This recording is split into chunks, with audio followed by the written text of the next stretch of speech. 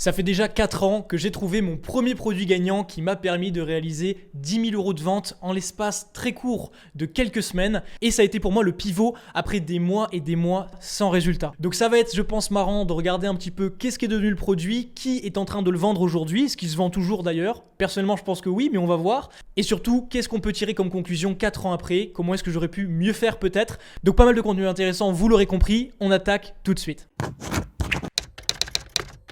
À l'époque, j'ai lancé ce produit en été 2018 et j'étais en train de passer mon deuxième bac. Et je pense que j'oublierai jamais la sensation de sortir des épreuves de bac et d'avoir gagné de l'argent. J'avais passé plusieurs mois sans résultat et là, ça commençait enfin à payer.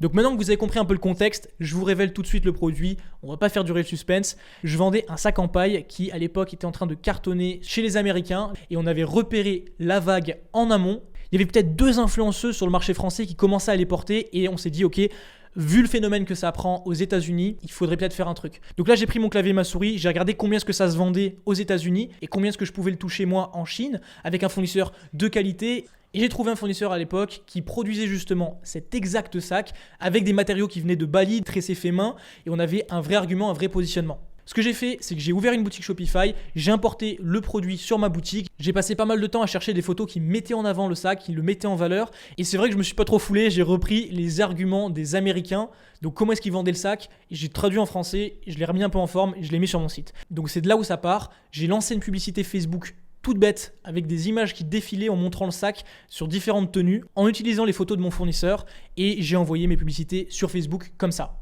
Donc juste avant qu'on aille regarder un petit peu ce qu'il est devenu ce produit, moralité de l'histoire, on peut démarrer vraiment de zéro. Ça a été le produit qui a fait toute la différence pour moi. Et en toute transparence, mon marketing n'était pas exceptionnel. Donc je me suis lancé avec les moyens du bord. Et je pense que c'est ça qui a fait la différence. J'ai été rapide. Une fois que j'ai vu que je commençais à avoir des ventes, j'ai commandé ce produit chez mon fournisseur pour voir la qualité et m'assurer que c'était un bon produit.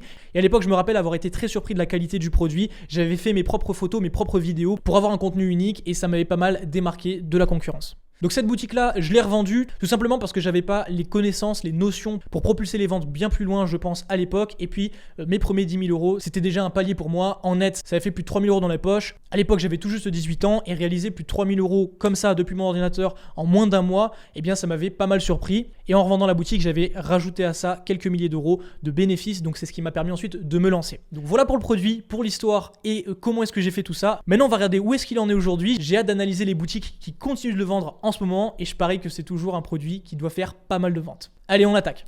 Alors, le premier site qu'on va regarder s'appelle Tendance Rond. Je pense que ça va être intéressant d'analyser ça. On a une pop-up directement pour capturer le prénom, l'email et recevoir 5% supplémentaires. Donc, c'est très bien pour une boutique qui est déjà en place de mettre ça. Je vous recommande pas notamment quand vous démarrez de mettre une pop-up. Par contre, quand c'est en place et que ça tourne, c'est très intéressant. Je pense qu'ils ont un trafic qui est bien constant depuis plusieurs mois, voire plusieurs années et j'ai pas fait plus de recherches que ça. Là, on est clairement sur une boutique de niche. Il doit avoir du SEO qui doit tourner, certainement du Google Shopping et du retargeting avec Facebook. Franchement, c'est très inspirant ce qu'ils ont pu faire, sachant que moi, je vendais ce produit quand j'ai démarré.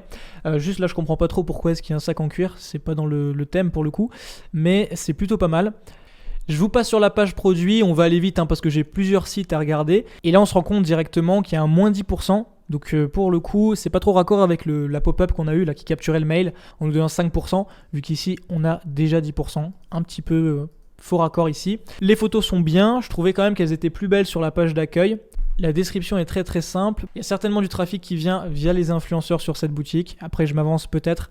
D'ailleurs, ce sac ici là qu'on vient de voir, je le vendais aussi et il partait très très bien en upsell. Et c'est marrant parce que c'est vraiment le prix auquel je vendais le sac, 39,90.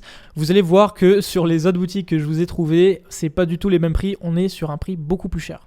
Alors, boutique suivante, là on est sur directement un jeu avec la capture d'email. Donc pour le coup, moi je suis pas trop fan de ce genre de choses. Ça c'est un peu plus généraliste, on est sur des bijoux, vêtements, accessoires. Et on n'est pas du tout niché comme on vient de le voir là sur la paille, etc. Par contre, le site est très très propre, il y a plusieurs collections. Donc je sais pas s'il tourne en SEO ou il tourne avec du Google Shopping ou même carrément du Facebook Ads. En attendant, il y a un véritable travail. Là, la boutique elle est très très propre sur la page d'accueil. Bon après par contre ça vaut un peu de tout, hein. Donc là on est vraiment pas sur le même créneau. Et la boutique continue de vendre au final un produit très très similaire à celui que je vendais. Je pense qu'ils travaillent pas mal leur SEO aussi. Après, je suis pas un grand expert là-dedans. Il y a plusieurs produits qui sont proposés là juste après. Vous voyez que là, ça c'est le produit que je vendais. Il est à 79 €. C'est pas du tout les mêmes tarifs comparé à ce qu'on a pu voir juste à l'instant sur la boutique précédente. Et clairement, les marges sont beaucoup plus belles ici. J'en profite pour vous dire que je vous ai mis en lien des ressources gratuites en description, donc vous pouvez y accéder. Et si ça vous permet, si vous démarrez, de ne pas refaire les mêmes erreurs que j'ai eu faites, c'est gratuit, vous avez tout ça en description. Boutique suivante, on est sur quelque chose qui est vraiment orienté nature. Je vois ici d'ailleurs qu'il y a des ambassadeurs. Ok, donc ils ont un programme d'affiliation et ils ont plusieurs catégories. Donc on reste quand même dans le nature, dans le bois, le bambou, etc. La corde, c'est un très bon univers. Je pense que là, pareil, en SEO, ils doivent très bien marcher. Ok, ils vendent aussi des gourdes en inox, certainement pour le côté réutilisable.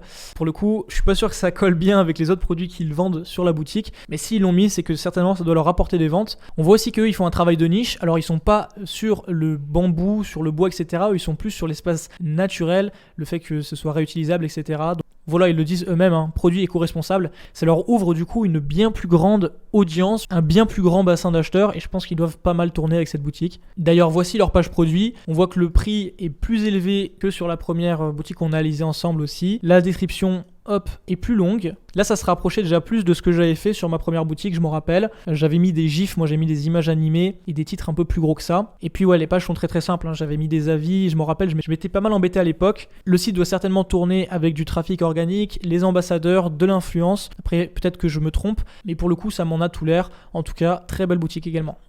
Petite parenthèse d'ailleurs, si le contenu vous plaît, si la vidéo vous plaît aujourd'hui, sachez que vous êtes une grande majorité à ne pas être abonné à la chaîne. Donc vous voyez les vidéos, elles vous plaisent, mais vous n'êtes pas encore abonné. Et ce petit clic sur le bouton s'abonner, c'est le meilleur des remerciements. Le contenu est gratuit. Vous abonner, ça indique à YouTube que le contenu vous plaît et ça nous permet de développer la communauté. Donc cliquez sur le bouton, activez également les notifications. Vous avez une petite cloche pour les activer, ça vous permet de jamais manquer un contenu de valeur. Et si vous êtes déjà abonné, mettez un pouce bleu sur cette vidéo. Voilà, c'est très simple, ça vous prend 2 secondes et ça fait réellement la différence. Donc on repasse à la vidéo. Et on arrive sur la dernière boutique du coup qui vend encore mon premier produit gagnant. On est sur encore une fois une boutique de niche, donc tendance naturelle avec une commande égale un arbre planté.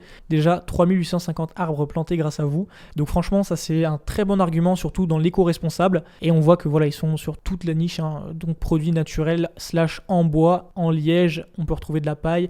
Voilà, on est vraiment dans ce qu'on a vu. Ça, c'est du dropshipping, tout ça. C'est du dropshipping, je pense. Peut-être qu'ils ont quelques produits qui sont pas faits en dropshipping, mais à mon avis, c'est du dropshipping complètement. Et même du print on demand. Donc, hop, on va regarder un petit peu les sacs en bois. Pareil, ils ont une tonne de produits ici en sac en bois. Et on reçoit la pop-up avec 12% de réduction.